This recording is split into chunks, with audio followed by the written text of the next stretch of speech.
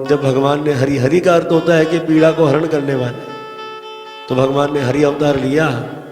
और इस अवतार में भगवान ने क्या किया कि जो जो गजेंद्र था, हाथी था, उसकी भगवान ने रक्षा करी। ये सुनकर श्री सुखदेव गोस्वामी महाराज जी से परीक्षित जी ने पूछ लिया कि आप मुझे भगवान हरि अवतार कथा चरित्र सुनाइए कि कैसे भगवान ने उस गजेंद्र हाथी की रक्षा करी। अब श्री सुखदेव जी कहते हैं कि राजा परीक्षित, त्रिकुट नाम का पर्वत है जो कि 10,000 योजन लंबा और 10,000 योजन क्या था, चौड़ा। तो इस पर्वत पर जो है वो हाथियों का राजा गजेंद्र रहता था। हुआ ये कि अब गर्मी का मौसम था, तो गजेंद्र अपनी 20 बच्चों को लेकर तालाब पर आया। और तालाब का जब ठंडा ठंडा पानी था तो सुन से भरकर अपनी पत्नियों पर, अपने बच्चों पर उड़ाने लगा। इस तरह से उसी तालाब में एक मगर ने हाथी का पिछला पग पकड़ लिया। अब जब हाथी का पग पकड़ा तो हाथी को तो घमंड हो गया, अगर मैं आवाज निकालूं तो बड़े बड़े सिंह भाग जाते हैं, ये नन्हा सा पानी का कीड़ा मेरा क्या बिगाड़ेगा। अब यही घमंड भक्त तो हमें भी मार देता है। ये ग्रह गजेंद्र की कथा किसी और की नहीं, ये ग्रह गजेंद्र की कथा भक्तों हमारी है। हम भी त्रिकुट नाम के पर्वत पर रहते थे। तो वो कौन है? बोले वो भगवान का धाम। इस तरह हम भी रहते भगवान के पास थे, खूब आनंद मना रहे थे।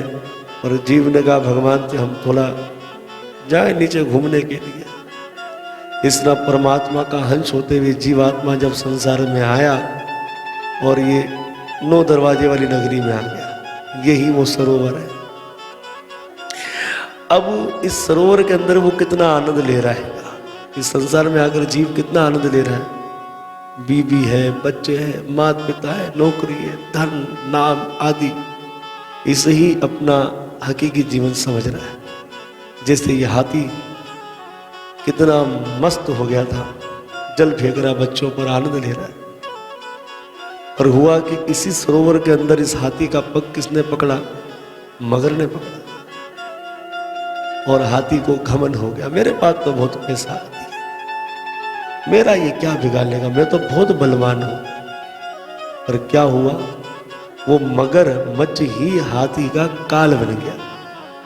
इस तरह हम भी जब इस संसार में आते हैं, हमें भी कुछ रोग लग जाते हैं, हम भी घमंड में आ जाते हैं। अरे बड़े बड़े अस्पताल है, हमारे पास बहुत पैसा हैगा, हम पैसे से सुरक्षित हो जाएंगे, बचा लेंगे अपने आप।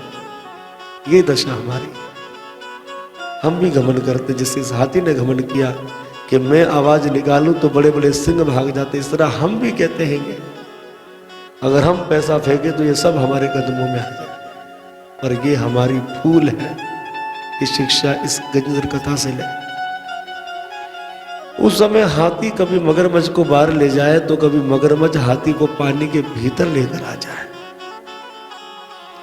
ये नजारा जब हाथी के भी बच्चों ने देखा तो वो भी दौड़े दौड़े आए बचाना चाह, पर वो बीवी बच्चे नहीं बचा सके। और विचार करते हैं कि इसके चक्कर में हम क्यों भूख मरे। तो बीवी बच्चे इस हाथी को इस सरोवर के अंदर छोड़कर चले गए। यही दशा हमारी होती है। जब हमें कोई ऐसा भयंकर रोग लग जाता है, जब हम खटिया पर अपनी सांसें गिन रहे होते हैं, तो एक समय ऐसा आता है कि जो मित्र, हमारे घर के परिवार सदस्य हम पर गर्व करते थे, खूब प्रेम करते थे, एक वक्त आ जाता है वो हमारी खांसी से, हमारे बिस्तर में मलमूत्र करने से तंग आ जाते हैं और चिड़चिड़ापन उनमें हो जाता हैगा। और बस यही कहते कब ये संसार से जाए और कब हमारी जान छूटे। तो आज जैसे इस हाथी की पत्नियां, हथनियां, उसके बच्चे छोड़कर चले गए, इस तरह से हमारा परिवार भी हमें छोड़ देता है। उस समय हाथी को वैराग्य हो गया। हाथी ने सोचा कि जब तक मुझ में बल पराक्रम था ये सब मेरे थे, और आज संकट आते ही सब मुझे छोड़कर चले गए। इसलिए सब मेरे सुख के साथी थे, मेरे दुख का साथी नहीं थे। इसलिए कहते हैं कि सुख के सब साथी पर दुख में न कोई, और जो दुख साथ दे वे ही सच्चे साथी हुए। इसलिए हमारे सुख के सब मित्र हैं, दुख में हमें कोई नहीं पूछता। और जो हमारे दुख में आकर हमारा साथ दे दे वही हमारा सच्चा साथी है। तो चाणक्य नीति के अंदर भी लिखा है, मित्र और पत्नी और बच्चे, इनकी परीक्षा लेनी है तो दुख में लेकर देखो सच्चे है या नहीं है। तो यहाँ पर जो है हाथी सोचने लगा कि जब तक मुझ में बल पराक्रमता ये सब मेरे थे, आज सब मुझे छोड़कर चले गए। हाथी को वैराग्य हो गया और हाथी ने स्तुति यानी कि तारीफ करना आरंभ कर दी। हाथी ने स्तुति के अंदर किसी का नाम नहीं लिया और ये स्तुति सब देवताओं के कानों में गई और सारे देवता इसका तमाशा देख रहे हैं और आपस में यही विचार कर रहे हैं कि हमारा नाम तो नहीं लिया, हम किसकी रक्षा करें। अरे इंद्र ने कहा कि अगर इंद्र इसे नाम नहीं लेने आ रहा तो स्वर्ग का राजा ही कहते तो मैं इसकी रक्षा कर दूं। ब्रह्मा जी ने सोचा कि ब्रह्मदेव इसको नाम लेना नहीं आ रहा, अरे दाढ़ी वाला बाबा ही कहते। एक मिसाल मैं आपको कह रहा हूं। और हुआ ये, किसी देवता ने इसकी रक्षा नहीं करी। सब इसका तमाशा देख रहे हैं। ये तारीफ भगवान के कानों तक चली गई और भगवान ने कहा जो तारीफ किसी की नहीं वो तारीफ हमारी हुई।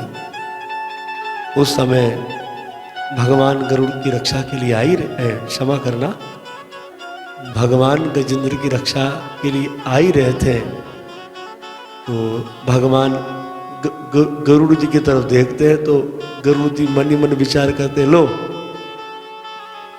हमारे बिना तो कहीं आ जा नहीं सकते हैंगे। भगवान ने देखा, लो एक पानी के भीतर फंसा है और एक हमारे गरुड़ जी यहां फंस गए। भगवान ने गरुड़ जी के ऊपर अपनी उंगली रखी पर गरुड़ जी भगवान की उंगली को नहीं उड़ा सके।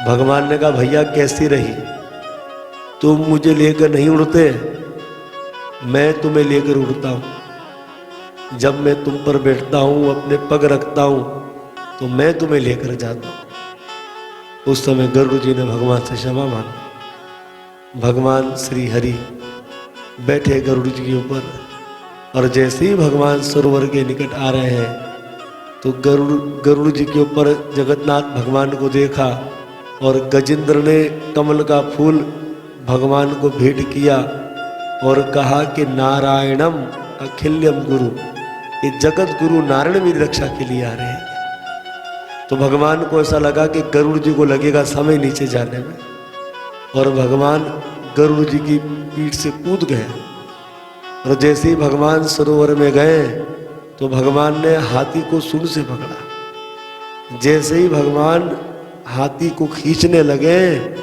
उस समय भगवान ने देखा कि मगर जो कि हाथी का पग पकड़ रखा था वो भी हाथी के संग खींचा चला आ रहा है। ये देखकर भगवान मुस्कुराए। भगवान का वचन है, अर्जुन 9वें अध्याय में कहा कि तुम घोषणा कर दो कि मेरे भक्त का विनाश नहीं होता है। और यहाँ पर भगवान यही देख रहे हैं, मेरे भक्त का विनाश नहीं होता, मैं तो अपने भक्तों की रक्षा करता हूँ, ललित रहता हूँ उनकी रक्षा के लिए। पर मेरे भक्त का कोई पैर पकड़ ले तो सबसे पहले मैं उसका ही उद्धार करता हूँ। अब जैसे किसी ने बिजली के तार को पकड़ रखा है, उसे तो जबरदस्त करंट लगता ही है, पर किसी व्यक्ति ने उस व्यक्ति को पकड़ लिया जिसने बिजली के तार को पकड़ रखा, उससे जबरदस्त उसको करंट लगता है। इसलिए जिसने परमात्मा रूपी उस विशाल बिजली के पावर को पकड़ रखा हैगा, तुम भी ऐसे महापुरुषों के चरण पकड़ लो तो जो बिजली में महात्मा के अंदर आ रही है बिजली तुम्हारे अंदर भी आ जाएगी। तो इस तरह से भगवान ने देखा कि इसने मेरे भक्त के पैर पकड़ रखे हैं, तो भगवान श्री हरि ने सुदर्शन चक्र से इस मगर का मुंह फाड़कर सबसे पहले भगवान ने मगर का उद्धार कर दिया। और इसके बाद भगवान ने अपने भक्त गजेंद्र का उद्धार कर दिया। ये दिव्य चरित्र जब राजा परीक्षित ने सुना तो चरणों में नमन करते हुए कहते हैं कि भगवान ये बताइए, ये हाथी मगर आखिर कौन थे जिनकी रक्षा के लिए भगवान ने पीड़ा को हरण करने वाले हरि अवतार लिया। सुखदेव जी मुस्कुरा कर कहते हैं कि राजन, ये जो मगर था, ये हुहू नाम का गंधर्व था। एक दिन अपनी पत्नियों के संग घूमने निकला तो इसने देवल नाम के ऋषि को देखा और अपनी पत्नियों से कहा कि तुम यहाँ सब खड़ी रहो, मैं तुम्हें एक मजा दिखाता हूँ, एक मजाक दिखाता हूँ। क्योंकि इस गंधर्व का काम ही ये था मजाक करना। ये जैसे ये मजाक, ये देवता है जो देवताओं के यहाँ मनोरंजन करते हैं, आहा हु मनोरंजन करते हैं। उस समय ये पानी के भीतर गया और ऋषि की टांग को पकड़ लिया। ऋषि घबरा गए। ऋषि को ऐसा लगा कि किसी मगर ने हमारा पैर पकड़ लिया।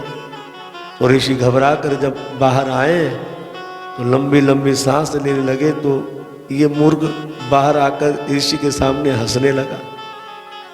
अरे ऋषि ने कहा, तुमको शर्म नहीं आती? जब हम मगर से बच गए और तुम्हें हंसने की पड़ी है। इसने मुस्कुरा कर कहा, भगवान वो मगर कोई और नहीं, मगर मैं ही था। हमने ही भीतर जाकर आपके चरणों में मजाक किया, आपके पैर को पकड़ा। हम अपनी पत्नियों को मनोरंजन दिखा रहे थे। ऋषि के नेत्र तो क्रोध से लाल हो गए। ऋषि ने कहा, मूर्ख पापी, तेरे इस अपराध करने से अगर मेरा शरीर छूट जाता, मेरा तो भजन भंग हो गया था। तो तूने मेरे भजन को भंग किया, तूने मुझे भयभीत किया। मैं तुझे श्राप देता हूं, तू मगर बन जा। अब तो ये रोने लगा, हे ऋषिवर, मैंने तो केवल आपके पग ही तो पकड़े थे और तो कोई अपराध नहीं किया। ऋषि को दया आ गई। ऋषि ने कहा, कहीं भी बात तो वापस नहीं आती, तुम मगर तो बनोगे, पर तुम्हें मगर योनि के अंदर भी तुम पर भगवान की कृपा होगी। तुम इसी प्रकार से पग पकड़ते रहना। जिस समय तुम गजेंद्र का पैर पकड़ोगे, उस समय तुम्हारा उद्धार करने के लिए भगवान हरि अवतार लेंगे। तो यही हुहू नाम का गंधर्व क्या बन गया भक्तों? मकर बन गया। और जो हाथी था वो राजा इंद्रदुमन थे। एक समय हुआ ये कि राजा इंद्रदुमन राजपाट आदि छोड़कर भजन करने मले पर्वत चले गए। अब जब ये मले पर्वत पर गए, उस समय वहां पर जो है वो अगस्त्य बाबा आए और राजा इंद्रदुमन जो था, उन्होंने अगस्त्य बाबा को नमन नहीं किया उठकर। ऋषि समझ गए। ऋषि ने कहा कि इसे घमंड हो गया है अपने तप का। ऋषि ने कहा, अरे पापी, तू भजन करने क्या आया? इतना अहंकारी बन गया कि गुरुजनों को देखकर तूने आसन नहीं छोड़ा। तू हाथी की भांति बैठा है, तुझे अपने ज्ञान का घमंड हो गया, तो मैं तुझे श्राप देता। तू हाथी की भांति बैठा है, इसलिए तू हाथी ही बन जा। राजा इंद्रदुमन रोने लगे, ऋषि के चरणों में नमन किया, भगवान क्षमा करना। ऋषि ने कहा, देखो कहीं भी बात तो वापस नहीं आ सकती। तू हाथी तो बनेगा, पर तेरा पग एक मगर पकड़ेगा। उस समय हरि अवतार लेकर भगवान तेरा उद्धार करेंगे। तो इस तरह से ये राजा इंद्रदुमन हाथी था और वही हुहू नाम का गंधर्व था मगर, और भगवान ने हरि अवतार लेकर इन दोनों का उद्धार कर दिया। जिन्हें बुरे सपने आते हैं उन्हें भी गजेंद्र मोक्ष की कथा को श्रवण करना चाहिए। तो गजेंद्र मोक्ष की कथा श्रीमद् भागवत महापुराण में आती है, अष्टम स्कंद के अंदर आती है, तीसरे अध्याय के अंदर, चौथे अध्याय के अंदर। इस तरह से ये गजेंद्र मोक्ष का चरित्र है। अगर किसी के प्राण नहीं निकलते हैं, फंसे हैं, तो उसके निमित्त भी गजेंद्र मोक्ष की कथा की जाती है। तो भगवत कृपा से अपने राम को कुछ सेवाएं मिली, और जहाँ लोगों के प्राण संकट में थे और जिन्हें यम की दूत दिखलाई देते थे, तो उनके निमित्त अपने